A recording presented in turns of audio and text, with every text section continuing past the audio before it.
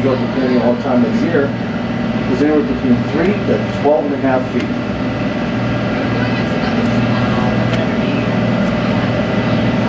And also pay attention here to the right-hand side behind us as we're passing the bridge. A great photographic opportunity here.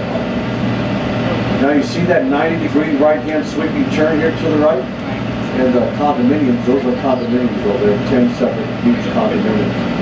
But anyway, great photograph opportunity here. And this also gives the bridge, or anybody looking at the bridge, an optical illusion that the bridge is twice the length of the San Francisco Bay Bridge. And it is. But it looks much smaller because of 90-degree right-hand turn. Also, this very large facility over here to the right-hand side. You see all the palm trees and beige and tan-colored buildings. That is the Navy SEAL team home base here in San Diego. Teams 1, 3, 5, and 7. Well, we're going to switch over here to the left-hand side here for a little bit. Here in South Bay, we do a little bit of a figure 8. It's a little bit different down here on the working harbor. We'll be talking about our Navy ships, shipyards, and repair facilities. So, once again, the left-hand side of the ship, folks, here for the next 5 to 10 minutes. Now, at BAE Systems here, which used to be San Diego Marine Shipbuilding Company for over 80 years, British Aeronautical Engineering Systems actually bought this 10 years ago, and all they do now is just naval ship contract repairs. You're going to see a couple of the naval minesweepers there, the smaller ones to the left of the dry dock. Look at this, a guided missile cruiser. Look how narrow and how lean and mean that ship is. The cruiser is still the largest, most powerful surface warship in our fleet. And right next to it, the much newer, the much shorter and stubbier design, number 111, that is a guided missile destroyer. The cruiser has a capacity of about 130 various types of guided missiles, making it the largest. And the destroyer, even though it's a lot more sleeker design, no perpendicular lines to the water, comes in at about a capacity of 90 various types of guided missiles. Both have the same capacity of crew, about 350 personnel, and women. And also 4 jet engines, just like your DC-10s or 747s, except with slight marine modifications, capable of cruising speeds over 40 knots between those two styles of ships. Now, coming down here at Nashville Shipyard, we're going to see a couple of variable different types of ships. We only have about 4 or 5 different styles being port at this time. If we had all of our ships in port at one time, we'd have a fleet of somewhere between 70 to 72 home-based naval warships. But we won't ever see that happen again ever since 9/11. Number 46 here is what used to be a guided missile frigate. Now it's just a frigate these days. It pretty much are the bulldogs at the head of the fleet, patrolling the surroundings and making sure everything is safe. They're only about 400 feet in length, very narrow, they're only 38 feet in width. 2 jet engines inside them, approved 225 usually. And they're very fast, very maneuverable, capable of doing well over 40 knots. Now we got a landing platform dock ship that's undercover here, under wraps that you see that's having a whole complete brand new paint job being done. That's why you see all the white canvas, heavy gauge plastic material that's called shrink wrap. Same type of material you'll see with cars going on the highways behind semis or on trains, because that material protects the paint from chipping or smoke debris or whatever the case may be. Especially with the trains, since they put out a lot of diesel smoke. Now over here to NASSCO, they're still building ships. In fact, they're in the process of just starting a brand new TAKE Lewis & Clark ammunition supply vessel. You'll see a portion of the bow here right next to us on the left-hand side, just being built there, just to the left of the yellow stair platform there. And then a little farther back, certain compartments. And then also, they've actually laid the keel already in working on the double bottoms there, where all the cranes are at in that area.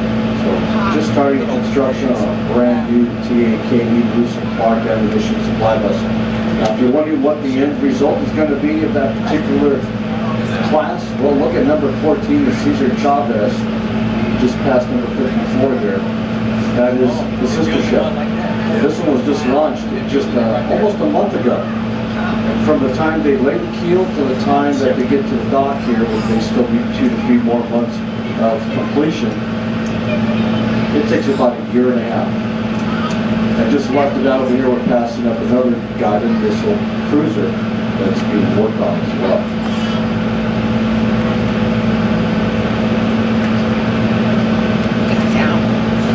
Just up ahead, coming up at 32nd Naval Station, we have the helicopter carrier. Remember, I mentioned that the helicopter carriers are the largest ship that can barely fit underneath the bridge. It's been known that sometimes if they leave in a high tide and don't retract their antennas, they tend to have a new designed antenna after they pass the bridge. Now they have a capacity of about 30 to 35 various types of helicopters, about 1,100 crew. They are also capable of transforming themselves, kids listen up just like Transformers, into a hospital ship or a supply ship, which has happened through important humanitarian aids throughout the world. Also, they have room for about 1,800 battle-ready Marines as well. So these are kind of looks like an aircraft carrier, but they're a helicopter carrier. Plus, this is much smaller than the actual aircraft carrier. This would be like a little baby against the big adult. Now coming up at the next stop, number 100 there, I think that's a kid. That is, once again, a guided missile destroyer. You can see the 5-inch gun in the front, all the communications, antennas, radar, sonar systems. The ship, once again, has a capacity of about 90 various types of guided missiles. The belly compartment storage area of the ship. 66 feet in width, 505 feet in length. And these are our newest class Arleigh guided missile destroyers. Now the octagon-shaped covers that you see on some of these ships, like the destroyers and the cruisers, are basically where they have their radar communication systems linked behind them. They're actually capable of linking one ship to another, several actually, cover a much broader area of the surface of the ocean. And also, each one of the radar systems can follow over 100 objects in any direction as small as a golf ball. Oh my gosh. Wow. There's a great view of the front and back.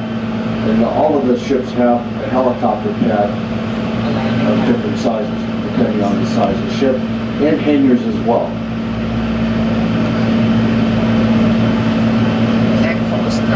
You got another frigate here to the left-hand side coming up the patch.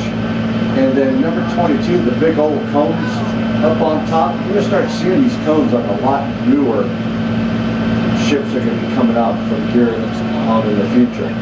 Basically what the cones do to the ship, it keeps the stealthy design of the lines of the ship. Number 22 here, the San Diego, brand new landing platform dock ship. Carries a lot of supplies, crewmen and so forth. But anyway, as you see the left-hand side here, the cones protect from enemy fire and also foul weather. Because the first thing, the line of defense is to protect the communications equipment. You lose communications, you're basically left out to dry. That's not a good thing. Now the very large ship over here is the largest cargo ship that we have this particular style or class is the Bob Hope class. You see the big old drawbridge and tailgate in the back. That also makes it very easy to roll on and roll off very heavy wheeled equipment like Jeeps, Humvees, and those 100-ton tanks. But basically we call it the Costco ship. It's basically a one-stop shopping center for everything and anything, any type of naval warship would need. Frozen goods, dry goods, clothing, computer parts, you name it. Now the next ship here, to our left, this is a very stealthy and amazing high-speed naval warcraft.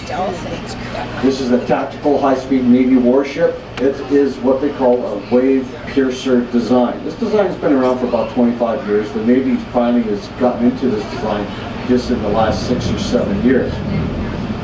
So you're getting a great view here. We're going to actually spin around to our left-hand side here. It's time for us to turn around.